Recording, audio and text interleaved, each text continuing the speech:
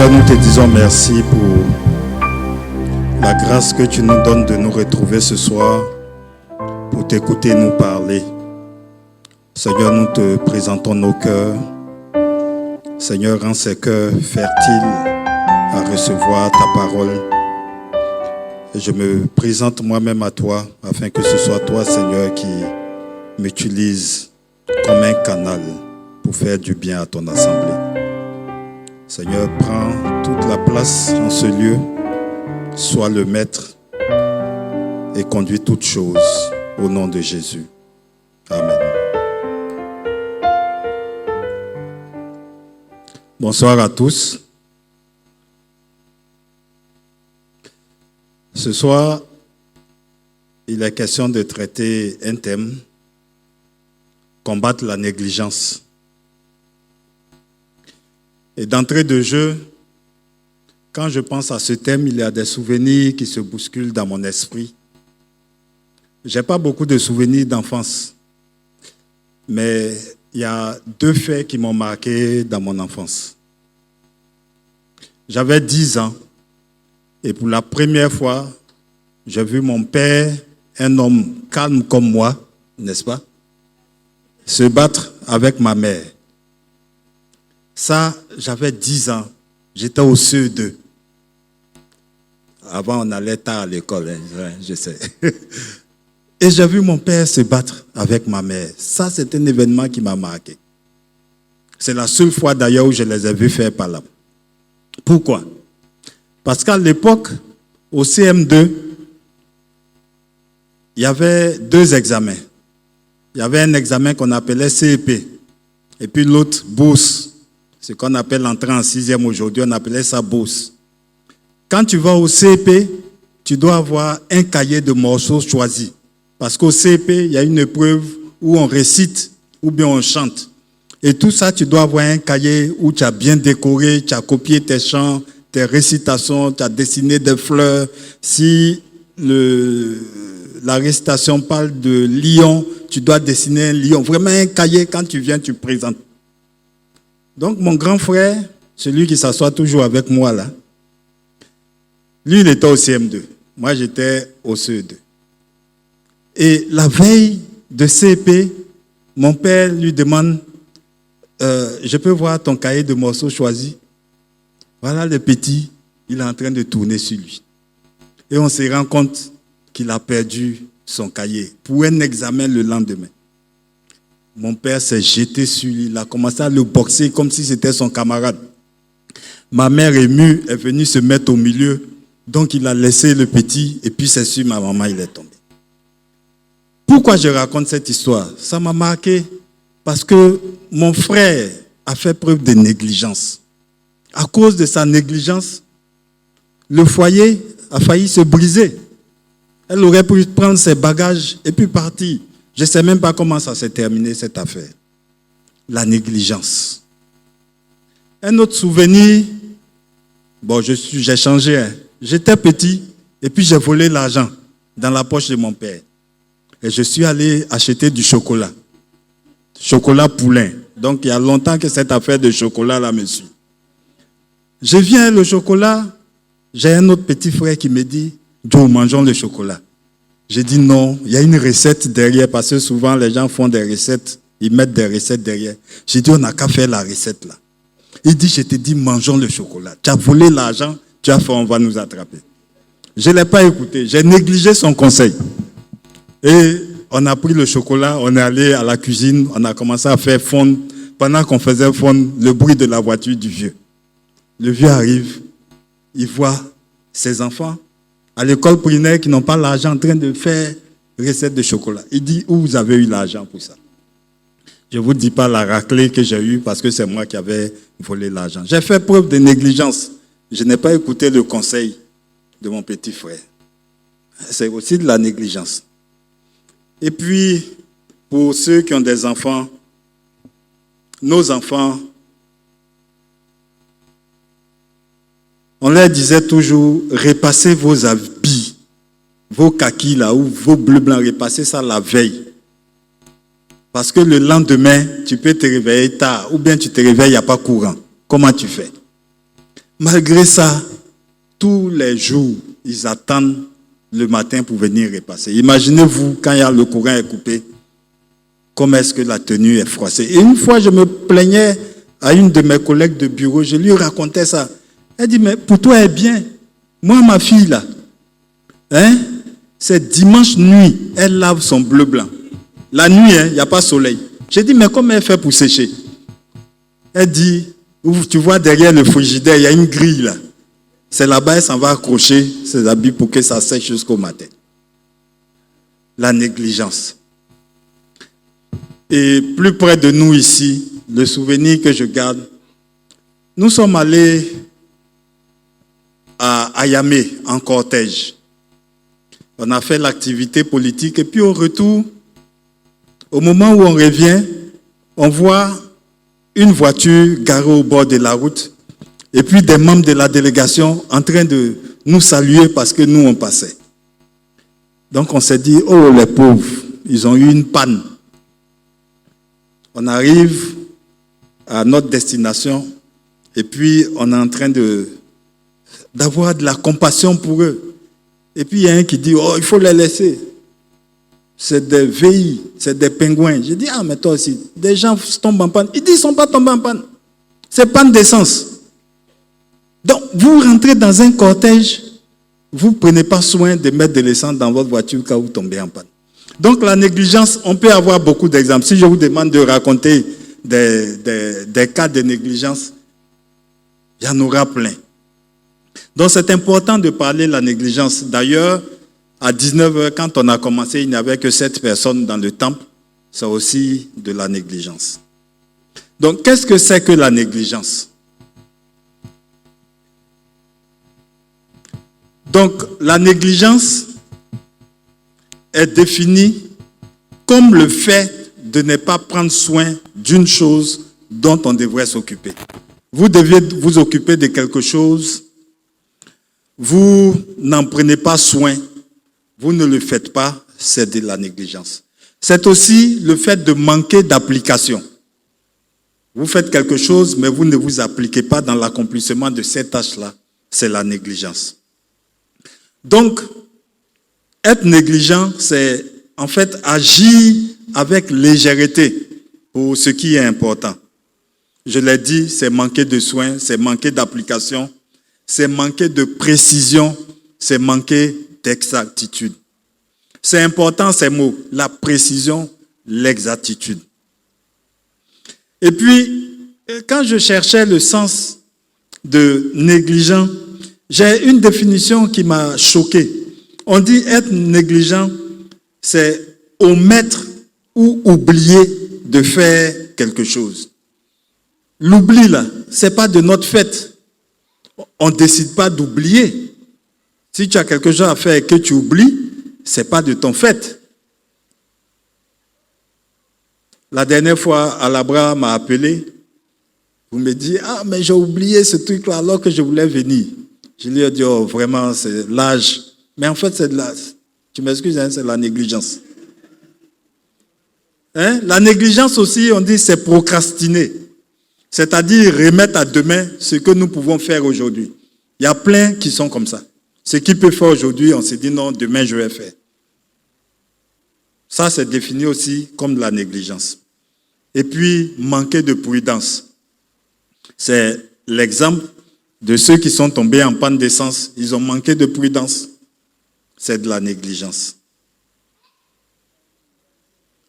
Donc, quand on parle de négligence, il faut comprendre que ça se situe au niveau de la qualité, n'est-ce pas, de ce qu'on fait, de la rigueur qu'on met dans ce qu'on fait. Mais ce n'est pas uniquement au niveau de la qualité, de la rigueur, il y a aussi le mobile qui est derrière, qui est testé au niveau de la négligence. C'est-à-dire que je peux faire quelque chose de tout mon cœur. Je peux faire ça de tout mon cœur, mais je fais mal et c'est bâclé. Ou bien, je peux bien faire quelque chose, mais dans un mauvais état d'esprit. Ça aussi, c'est la négligence. Je peux bien faire quelque chose, mais dans un mauvais état d'esprit. On a crié sur vous au bureau, au travail. Vous êtes énervé. Donc vous allez, bon, c'est à cause de ça là qu'on crie sur moi. Vous faites ça bien. Mais c'est dans un mauvais état d'esprit. C'est aussi de la négligence. Alors, qu'est-ce que la Bible nous dit sur la négligence? Attachez vos ceintures. La première chose, c'est que la Bible dit que la négligence est un péché. La négligence est un péché. Jacques, chapitre 4, verset 17. Celui donc qui sait faire ce qui est bien et qui ne le fait pas commet un péché. Donc, celui donc qui sait faire ce qui est bien et qui ne le fait pas commet un péché. Donc, il faut bien comprendre le mot bien ici en le rapprochant avec le texte de Michée 6, 8 que nous connaissons tous et que nous chantons souvent. On t'a fait connaître aux hommes ce qui est bien. Vous connaissez ça, non? Groupe musical. Bon, Yako. Donc, Michée 6, 8 dit, on t'a fait connaître, ô homme, ce qui est bien. Et ce que l'Éternel demande de toi, c'est que tu pratiques la justice, que tu aimes la miséricorde et que tu marches humblement avec ton Dieu. Donc, le bien ici, ce n'est pas le bien dans le sens littéral où on dit, il m'a fait du bien, il m'a rendu un service, ce n'est pas ça. Quand la Bible parle ici de faire ce qui est bien, c'est de marcher, n'est-ce pas, selon la volonté de Dieu. Donc, celui qui sait faire ce qui est bien, qui a été instruit sur la base de la parole et qui ne met pas en pratique la parole, n'est-ce pas? La Bible dit qu'il commet un péché. Celui qui est négligent commet un péché. Donc,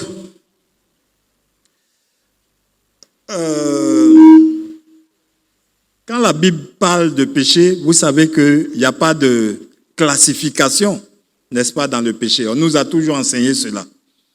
Péché, c'est péché. Il n'y a pas petit péché, il n'y a pas gros péché, il n'y a pas péché mignon. Péché, c'est péché.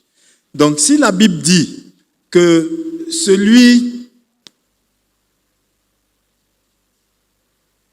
selon Jacques 4, 17, celui qui sait ce qui est bien et qui ne le fait pas commet un péché, ça veut dire que lorsqu'on est négligent, le péché qu'on commet est aussi grave qu'un meurtre, ou bien un viol, ou un vol, ou l'adultère. C'est-à-dire que tout ça, c'est au même niveau. Si vous êtes négligent, c'est comme vous devant Dieu, comme si vous commettiez un meurtre, comme si vous commettiez un vol, comme si vous commettiez un viol, comme si vous commettiez l'adultère. C'est-à-dire que devant les hommes, quand on parle de viol, on trouve ça grave. Parce que au plan pénal, pour les juristes qui sont là, ils savent que le code pénal ivoirien punit le viol de 20 ans de prison. Donc, et on dit que si vous commettez un viol sur une fille de 15 ans, là vous êtes condamné à perpétuité. Donc, si vous êtes négligent, qu'on dit que c'est un péché au même niveau que le viol, vous voyez ce que ça représente en fait. La deuxième chose que la Bible dit de la négligence, c'est que la négligence est source de problèmes, source de malédiction. Si vous prenez le texte de Matthieu 25, vous n'allez pas le lire, on le connaît tous, dans la parabole des 10 vierges, la Bible nous enseigne qu'elles ont été négligentes. Elles n'ont pas pris de l'huile avec elles. Et à cause de cela, les 10 vierges ont perdu leur place auprès de l'époux. Quand je lis ce texte, à cause d'huile, huile, qu'on peut acheter chez Mauritanien. Quand on voit les gens acheter huile en détail, on achète huile 100 francs, non. Même huile 50 francs. Les 10 vierges n'ont pas été capables d'avoir de l'huile. Elles ont fait preuve de négligence. Elles ont perdu leur place auprès de l'époux. C'est un signe. La négligence peut nous faire perdre la place auprès de l'époux de l'Église. C'est quand même fort, ça. Ensuite, toujours dans le même Matthieu 25, quand vous lisez, je vais passer à un autre exemple, parce que je vais prendre l'exemple de Saül. Saül. Vous savez que Dieu avait séparé les rôles. Et Dieu avait réservé la conduite de l'offrande des sacrifices, n'est-ce pas, aux sacrificateurs. Mais on se souvient qu'à un moment, Saül a osé se substituer au sacrificateur pour aller, n'est-ce pas, lui-même faire, n'est-ce pas, les sacrifices parce que selon lui, le sacrificateur tardait. L'histoire se trouve dans 1 Samuel 13. Vous pouvez lire cette histoire. Et on voit qu'à cause de cet acte-là, de cette négligence de la part de Saül, il y a eu plusieurs conséquences. D'abord, dans 1 Samuel 13, du verset 13 au verset 14, on voit que Dieu a décidé d'écourter le règne de Saül à cause de cette négligence. Et puis, après cette négligence, le même Saül s'est permis de garder à part des animaux et puis de ne pas passer des hommes au fil de l'épée comme Dieu l'avait demandé, de vouer tout à l'interdit. Et à cause de cette négligence, la Bible nous dit dans 1 Samuel 15, 23 que la colère de Dieu s'est enflammée contre Saül et il l'a rejeté comme roi.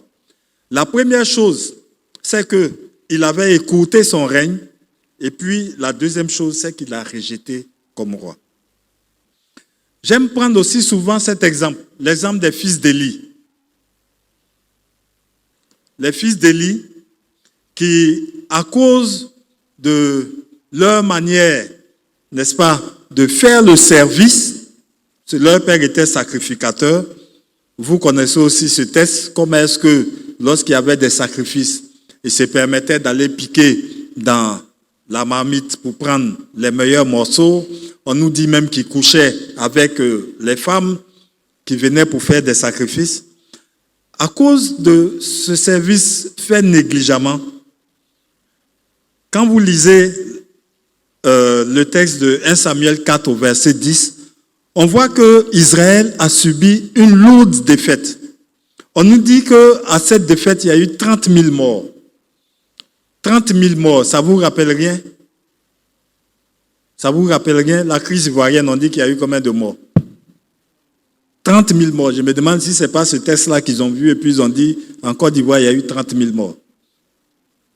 À cause de la négligence des fils. 30 000 morts en une seule bataille. Ensuite, leur père est mort dans 1 Samuel 4, verset 18. À cause d'eux, l'arche a été prise par les Philistins. 1 Samuel 4, verset 17. À cause de cette négligence, il y a eu une naissance prématurée avec un fils à qui on a donné un nom de malédiction, Ichabod, qui signifie la gloire de Dieu est enlevée. Vous voyez comment est-ce que la négligence, comment la Bible, n'est-ce pas, aborde la question de la négligence. Et lorsque vous lisez Jérémie 48, verset 10, là c'est les lastes, c'est écrit en clair, maudit, maudit soit celui qui fait avec négligence l'œuvre de l'Éternel. Maudit soit celui qui fait avec négligence l'œuvre de l'Éternel. Un jour dans la circulation, il y a un apprenti de Gbaka, il ne sait pas qu'est-ce que j'ai fait. Quand le Gbaka arrivait à côté de moi, il me dit maudit là. Ah, ça m'a fait mal, hein, comme insulte, maudit. Maudit soit celui qui fait avec négligence l'œuvre de l'Éternel. Maudit soit celui qui éloigne son épée du carnage. Donc la parole de Dieu est allée jusqu'à qualifier de maudit celui qui fait l'œuvre de Dieu avec négligence. J'ai dit que quand l'apprenti de Gbaka m'a traité de maudit, ça m'a fait mal parce que la définition de maudit là, quelqu'un qui est maudit, c'est quelqu'un qui est voué à la damnation éternelle. La damnation éternelle, là, c'est-à-dire, c'est quelqu'un qui est voué à aller en enfer. Je ne sais pas ce que j'ai fait, il m'a insulté maudit. La Bible dit que celui qui fait l'œuvre de l'Éternel avec négligence est maudit. Il est réprouvé, il est rejeté. Donc, ça veut dire que quand on fait l'œuvre de l'Éternel avec négligence, on s'attire sur nous-mêmes la malédiction. C'est de l'auto-malédiction qu'on appelle. Donc, il y a des malédictions qui ne viennent pas forcément de nos ennemis, mais qui sont dues à notre mauvaise manière de faire l'œuvre de Dieu. Donc, autrement dit, on s'attire sur soi-même la malédiction. Auto-malédiction. Je ne sais pas si ça existe, un auto-maudit, mais c'est un mot qu'on devrait créer parce que nous sommes nombreux à attirer la malédiction sur nous-mêmes. Quand on dit de quelqu'un qu'il est autodidacte, c'est joli, c'est-à-dire c'est quelqu'un qui n'a pas besoin, qui n'est pas parti à l'école, mais qui a appris tout de lui-même, de manière automatique. On dit un automobile ou bien une automobile. Hein? On dit, bon, l'automobile. C'est-à-dire que ça marche tout seul. Hein? C'est mobile tout seul. Autoflagellation. On se flagelle tout seul. Automaudit. On se maudit tout seul. Donc, quand on est négligent, ça, il faut qu'on le comprenne. On se met dans un état mental qui est néfaste pour notre avenir. C'est important de le savoir. On est dans un état mental qui est néfaste pour notre avenir. Donc, s'il vous plaît, en tant qu'enfants de Dieu, nous devons combattre la négligence. Nous devons avoir pour objectif de combattre la négligence, de faire cesser la négligence dans notre vie.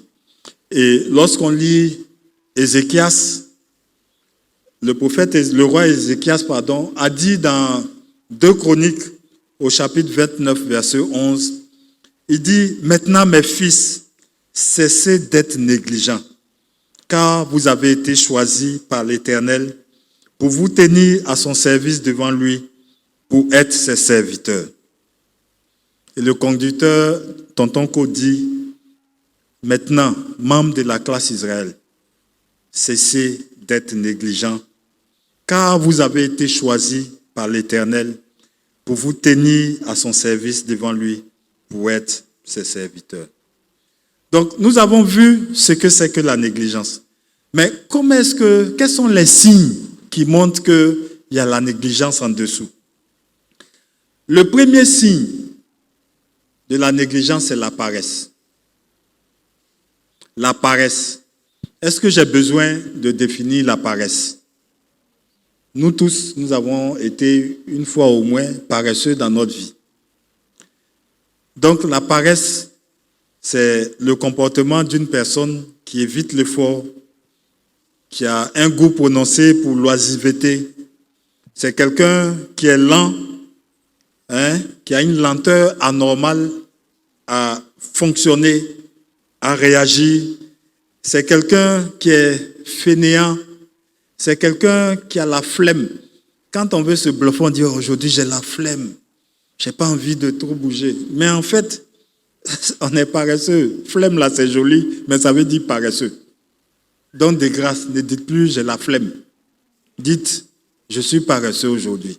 Comme ça vous allez comprendre que ce n'est pas bon.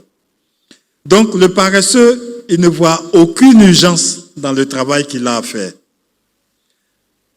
La responsable de la bibliothèque m'a prêté un livre qui parle de la paresse.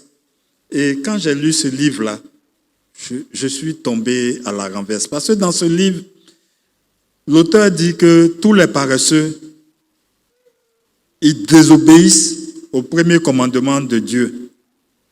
Ce premier commandement, c'est celui que Dieu a donné à l'homme dans Genèse 1, 28, où il dit « Soyez féconds, multipliez, remplissez la terre et l'assujettissez, dominez sur les poissons de la mer, sur les oiseaux du ciel et sur tout animal qui se meut sur la terre. » Être fécond, se multiplier, donc il y a de l'action là. Être fécond, se multiplier, remplir la terre, assujettir la terre, dominer. Donc, celui qui est paresseux, dans ce livre, il dit que le paresseux a décidé de ne pas coopérer avec Dieu. Il a décidé, sciemment ou inconsciemment, qu'il ne veut pas que le règne de Dieu descende sur la terre. C'est grave. Quelqu'un qui est paresseux, il se met dans une position d'adversaire, n'est-ce pas, de Dieu. Et il a mis un passage qui m'a vraiment choqué. Il dit que si tu es paresseux, c'est que tu es en train de coopérer avec Satan, puisque tu te mets en position d'adversaire de Dieu. Il dit que tu es son agent. Tu es un espion de Satan dans le corps de Christ. Tu es plus utile à Satan qu'un non-croyant. Les négligents, les paresseux, vous êtes des espions. En espagnol, on dit espia. Vous êtes des espias. Et il dit, Satan, quand Satan regarde ceux qui font preuve de négligence, donc qui développent la paresse à la base, il dit, Satan dit ceci, et je lis. Il dit, ceux-ci sont mes agents spéciaux. Notre cause avance plus lorsqu'ils sont là-bas, c'est-à-dire dans le groupe des chrétiens, que s'ils étaient ici avec nous. À présent qu'ils sont de l'autre côté et qu'ils sont paresseux, ils occupent de la place et des opportunités qui auraient pu être prises par des serviteurs militants de Christ. On compte sur eux pour lutter, mais ils sont paresseux et ne veulent ni lutter ni travailler. S'ils décident de faire quoi que ce soit, ils sont si lents, si oisifs, si facilement distraits et cèdent si facilement à la fatigue que leurs efforts n'aboutissent à rien. Ils sont en réalité dans notre camp. Ils coopèrent avec nous. Ils sont indispensables à notre succès. Ils appartiennent à notre régiment spécial. Actuellement, on parle de la guerre en Ukraine, il y a des régiments spéciaux. On dit que ceux qui sont négligents ici, là, ils sont dans le régiment spécial de Satan. Nous devons tout faire pour nous assurer qu'il donne de plus en plus de raisons pour expliquer pourquoi ils sont improductifs et sous-productifs. Nous avons désespérément besoin d'eux, de ces chrétiens paresseux, pas seulement parmi les hommes de troupes, mais aussi parmi les capitaines, les généraux, parmi les chefs de tribus, parmi les responsables de comités. Les dirigeants chrétiens paresseux servent notre cause plus que 100 dirigeants non-croyants. Donc la paresse, c'est une tentative de renverser Dieu. Il y a plein de gens qui fomentent des coups d'État entre nous ici, contre Dieu, à cause de la paresse, à cause de la négligence. Autre signe, n'est-ce pas, de la négligence, les excuses. Vous savez ce que c'est que les excuses, je n'ai pas besoin de définir. On sait tous que ce sont les raisons qu'on avance pour ne pas faire quelque chose. Et Proverbe chapitre 16, verset 13, vous pouvez noter, dit ceci. Le paresseux dit, il y a un lion sur le chemin, il y a un lion dans les rues. Proverbe 22, verset 13. Le paresseux dit, il y a un lion dehors, je serai tué dans les rues. Donc, lorsque on donne des excuses, en fait, c'est un signe de la paresse, c'est un signe de la négligence. Alors, imaginez combien de fois, nous qui sommes ici, nous nous engageons, n'est-ce pas, à servir Dieu, mais nous trouvons toujours des excuses. Le dimanche après-midi, le culte a trop duré, je ne peux pas aller sur les champs de mission. Je suis fatigué. Le dimanche après-midi, c'est fait pour se reposer, parce que c'est le seul moment où on peut se reposer. Que d'excuses. Que d'excuses. Alors, il y a deux vérités que nous devons comprendre sur les excuses. La première chose, c'est que nous devons savoir que les excuses, là, ça irrite Dieu. Et ça le pousse à nous remplacer par quelqu'un d'autre. Vous allez me dire, mais d'où est-ce que je tire ça? On lit ça tout le temps. Quand vous lisez Luc 14, du verset 16 au verset 24, là où c'est la parabole du festin, où Dieu a fait un festin, et puis les gens ne sont pas venus parce que certains ont donné des raisons et tout ça. Qu'est-ce que le texte nous dit? Qu'il était irrité, il a demandé, n'est-ce pas, à ses serviteurs d'aller chercher d'autres personnes. Quand on lit ça, on ne ramène pas ça souvent à nous. Les excuses irritent Dieu et le poussent à nous remplacer par quelqu'un d'autre.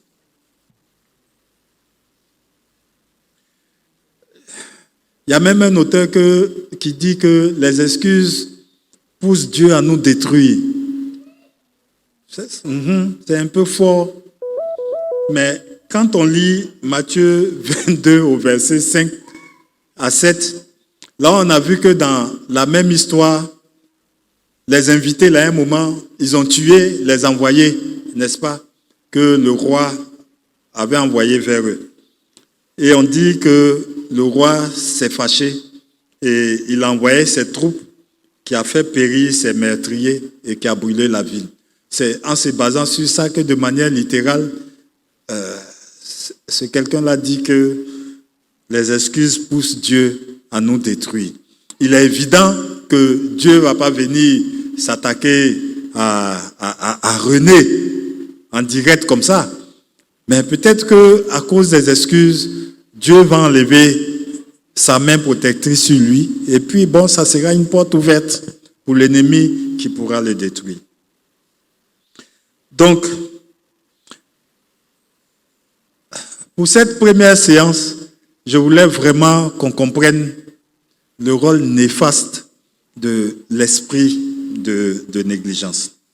Parce que, en vérité, quand on regarde tout autour de nous, en général, les gens sont motivés toujours par une pression extérieure.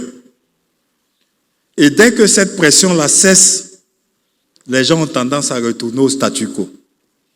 C'est-à-dire que, même au sein de la classe ici, si on ne rappelle pas chaque fois, aujourd'hui c'est mardi, vous allez voir des gens qui vont dire « Ah, mais on n'a pas dit dans le groupe que c'était... » C'est une forme de pression douce. Ou bien, dans nos services, vous avez toujours peut-être votre supérieur hiérarchique qui va vous mettre la pression pour que vous puissiez faire des choses. Quand cette pression se relâche, les gens aussi se relâchent. S'il n'y a pas de dispositif pour pointer les présences, vous allez voir que les gens ils vont toujours tricher pour arriver en retard parce qu'ils ne sentent pas la pression. Ça ne devrait pas être comme ça pour nous les enfants de Dieu. Nous devions avoir nous-mêmes la pression intérieure pour pouvoir servir Dieu avec efficacité, avec force. Donc, je l'ai dit, nous devons avoir toujours une forte motivation intérieure pour aboutir. Et cette pression-là, elle doit venir vraiment de l'intérieur et non de l'extérieur. Et lorsque nous avons nous-mêmes la pression qui vient de l'intérieur, elle nous pousse à aller plus loin, plus qu'une personne ordinaire. C'est-à-dire que même lorsque nous nous retrouvons devant des situations où ce que nous avons à faire ne nous plaît pas, à cause de cette pression intérieure, nous le faisons. Vous allez voir qu'il y a des gens qui ne vont faire que ce qu'il convient de faire selon eux. Lorsqu'ils n'agréent pas quelque chose, non pas parce que c'est contre la volonté de Dieu, mais s'ils estiment que l'exercice, la réalisation de cette chose-là va les contrarier, ils ne vont pas le faire. En tant qu'enfants de Dieu, nous devons faire ce qu'il convient de faire, même si nous n'en avons pas envie. C'est important. Nous devons faire ce qu'il convient de faire, même si nous n'en avons pas envie. Retenez ça, c'est important. Mardi prochain, on va revenir là-dessus. Je voulais terminer pour ce soir, parce qu'il y a une autre activité après, pour vous amener à réfléchir sur un texte tiré de Juges, chapitre 5. Nous n'allons pas lire le texte.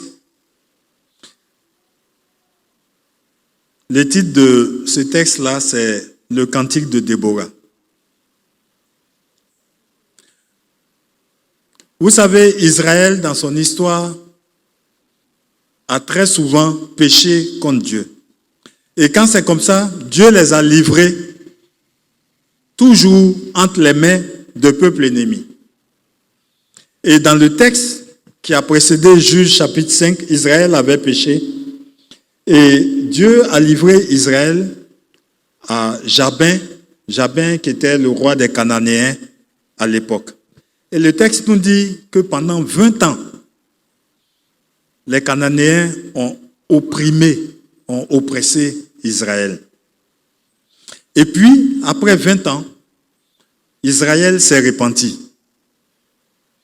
Et Dieu, dans sa bonté, a été sensible à la repentance d'Israël. Et on nous dit que cette fois-ci, Dieu a mis son esprit sur une femme qui s'appelait Déborah. Donc, cette femme, la prophétesse Déborah, aidée de Barak, le chef des armées d'Israël, va convoquer les tribus d'Israël pour aller combattre, n'est-ce pas, contre Sisera. Sisera qui était le commandant de l'armée de Jabin. Et on dit que parmi toutes les tribus, seules les tribus de Nephtali, de Zabulon, d'Éphraïm, de Manassé, de Benjamin et d'Issachar, c'est ma tribu. Donc, ce sont ces 6 tribus-là qui ont répondu favorablement à l'appel. Ruben, Gad, Dan, Aser, Siméon et Judas n'ont pas bougé le petit pouce. Ils n'ont pas décidé de venir combattre. Mais Dieu a accordé la victoire, n'est-ce pas, aux enfants d'Israël, aux tribus qui se sont levées avec la prophétesse Déborah. Et on nous dit que c'est après la victoire que Déborah a composé ce chant et elle s'est mise à chanter ce cantique. Et dans ce cantique, Déborah témoigne sa reconnaissance aux tribus qui sont venues à son aide. Et puis, elle maudit Mérose.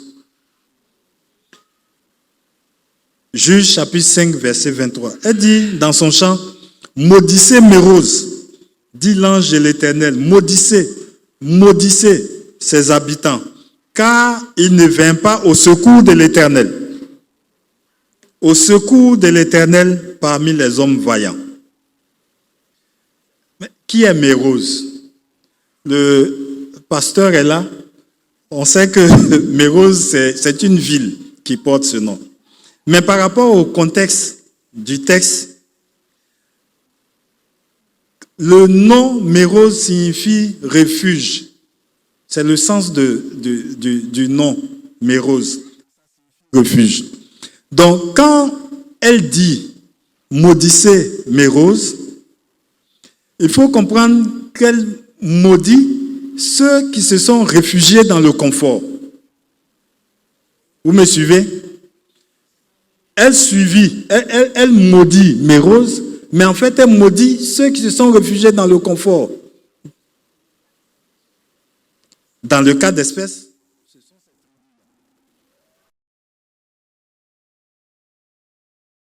qui ne veut pas participer à la guerre. Si on ramène ça à nous, c'est le chrétien qui refuse de participer à la guerre. Parce qu'on nous a enseigné ici que tout le temps, nous sommes en guerre. Est-ce que vous savez que vous êtes en guerre? Vous êtes assis là comme ça, là. Vous êtes en guerre. Ceux qui ne le savent pas, là, ils n'ont qu'à savoir qu'ils sont en guerre. Donc, Mérose, c'est celui qui refuse de participer à la guerre. C'est le chrétien confortable. C'est le chrétien qui vient tous les dimanches à l'église, qui vient peut-être tous les mardis à la classe. Et puis, il s'en contente, il est assis, il prend les enseignements, il se nourrit, et puis, il retourne en cité, il retourne chez lui à la maison, et puis ça s'arrête là. Il est dans le confort. Mérose, c'est le chrétien paresseux. C'est celui qui ne veut pas travailler pour Christ. C'est, excusez-moi, le membre de la classe qui s'en fout de tout ce qui se fait dans le cadre de la mission. C'est le frère ou la sœur qui répond toujours Amen dans le groupe. Tu vois les photos, mais qui ne se déplace pas. Il s'en fout de tout ça. Il est insensible, il est dans son confort. C'est ça, Mérose. Il entend les appels à descendre dans les champs de mission, mais il ne s'engage jamais. Parce qu'il a des excuses. Parce que quelqu'un a dit, ce n'est pas son appel. Ça, là, ça nous a fait mal. Hein. On a motivé quand il y a quelqu'un qui dit, ce n'est pas mon appel d'aller dans les champs de mission. Mais c'est l'ordre suprême. Il dit, faites de toutes les nations les disciples. Il n'a pas trié. Mérose, c'est le chrétien, le membre de la classe qui fait négligemment l'œuvre du Seigneur. Donc nous sommes dans un combat spirituel avec le diable et chacun de nous doit contribuer activement à ce combat. Si tu ne le fais pas, il faut savoir que tu es Mérose. Et je suis désolé, la malédiction de Mérose pèse sur toi. Je ne suis pas en train de vous maudire, je suis en train de lire les textes et d'en faire l'application. C'est ce qu'on nous apprend, non? On dit application. Est-ce qu'il y a des Méroses ici ce soir? Levez la main. Amen. Il n'y en a pas. Donc, puisqu'il n'y en a pas, je souhaite que nous demeurions dans cette posture d'enfants de Dieu engagés qui ne font pas preuve de négligence dans l'œuvre du Seigneur. J'aimerais m'arrêter là aujourd'hui et dire que la semaine prochaine, nous allons passer à une autre étape. Aujourd'hui, l'objectif de l'enseignement, c'était de faire comprendre que la négligence doit être vraiment combattue parce qu'elle est un état d'esprit qui ne fait que nuire notre avenir. Amen.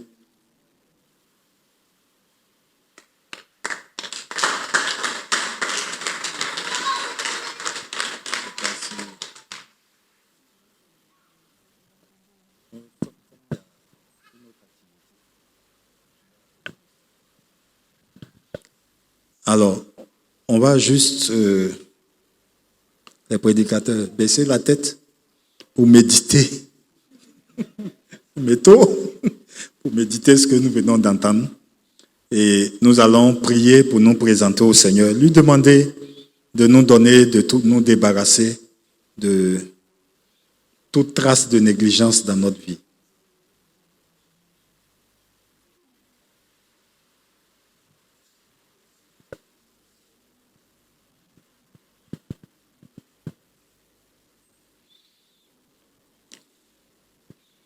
Analysons nos vies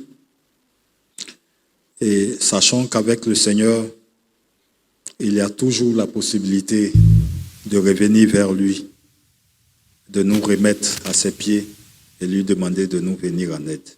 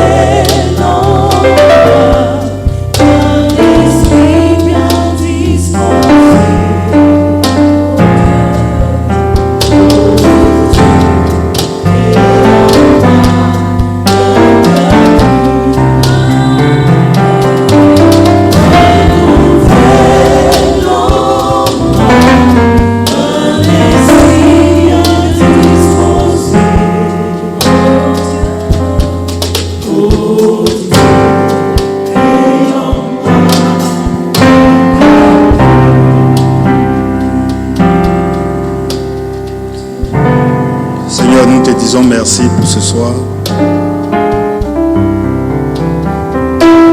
Merci de ce que, Seigneur, tu as attiré notre attention sur la négligence.